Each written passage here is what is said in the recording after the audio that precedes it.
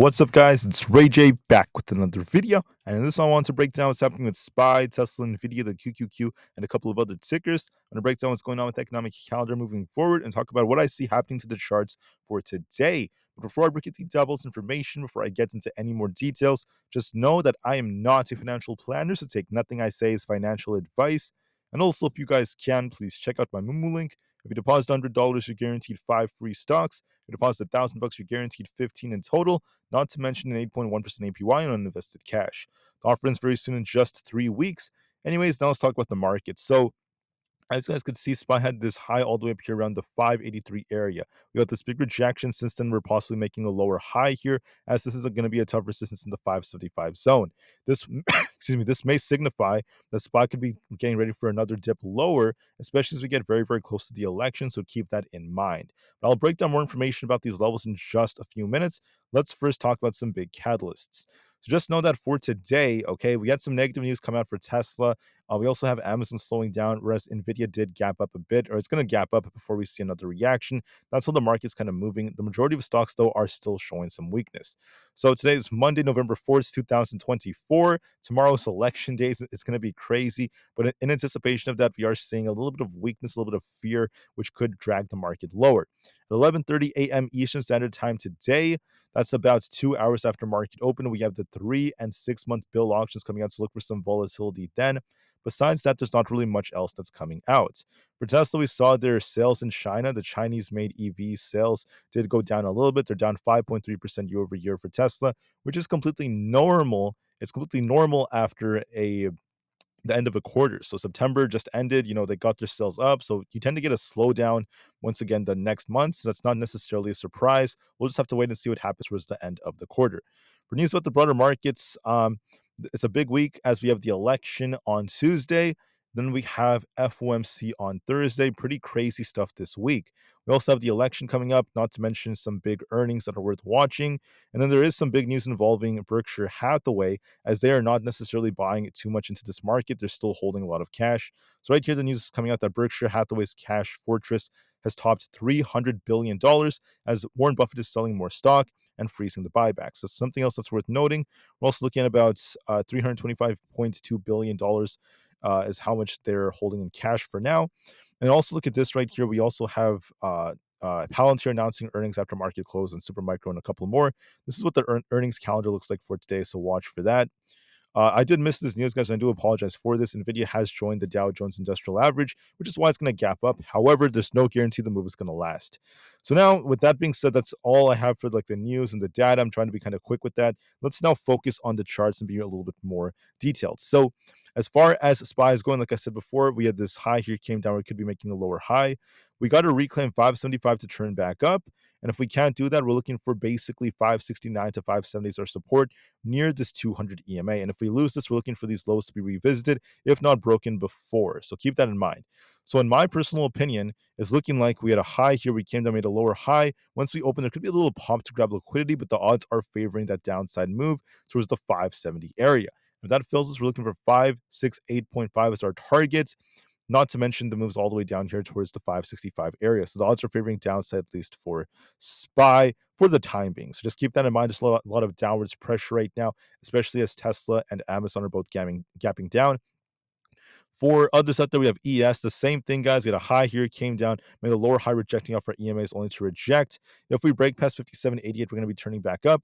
Otherwise, there's a risk of this dumping all the way down to this imbalance, taking us down to 57.40 or below. So I presume we're going to be looking for that rejection and move back down to 57.40, if not well below, all the way down here towards 57.25. So there is some risk of downside. We might try to push looking at the 4-hour. We are trying to build some momentum. I will turn more bullish if 5,800 breaks, but I presume the most likely case is we make a lower high below it before we start dipping lower. I couldn't make the adjustment once again if 5,800 breaks, but so far we have not done that, and the odds are favoring that we're going to make a lower high, come short, and then start dipping lower later on. So just keep that in mind, guys.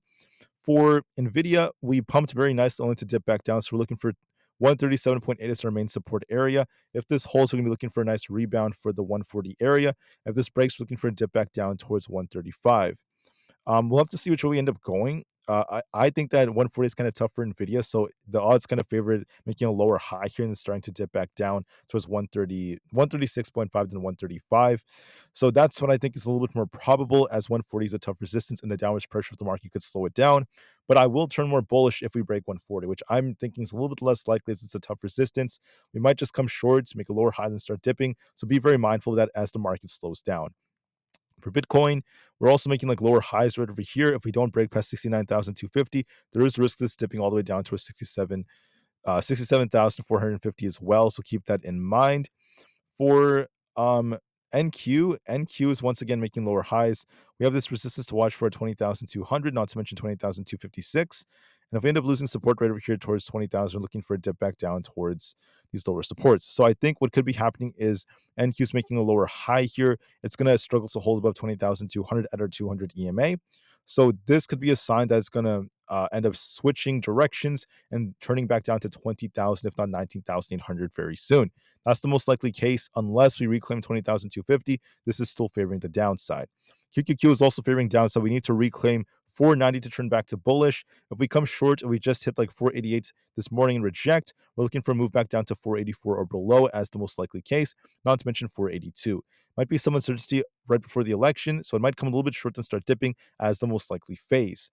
For Apple, we look more bearish. We need to try to get back above 222 to turn back up to fill this gap. Otherwise, I'm looking for basically 220 flat and eventually the 218 areas are potential targets.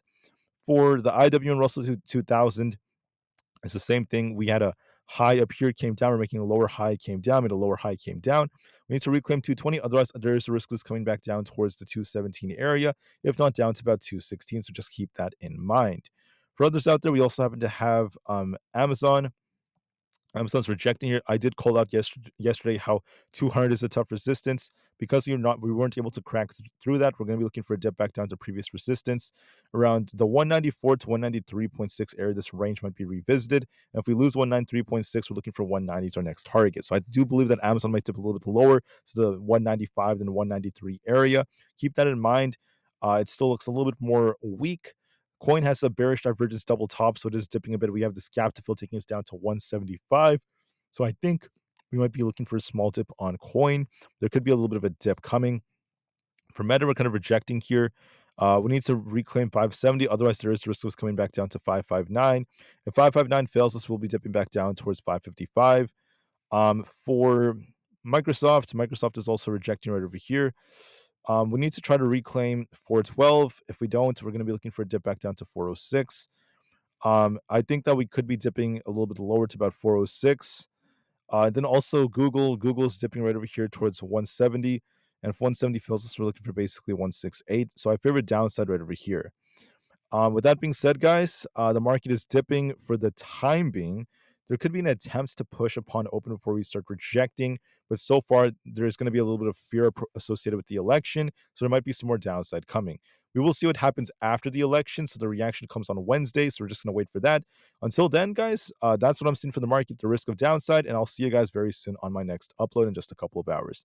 I thank you for listening. Have a great day, and peace out.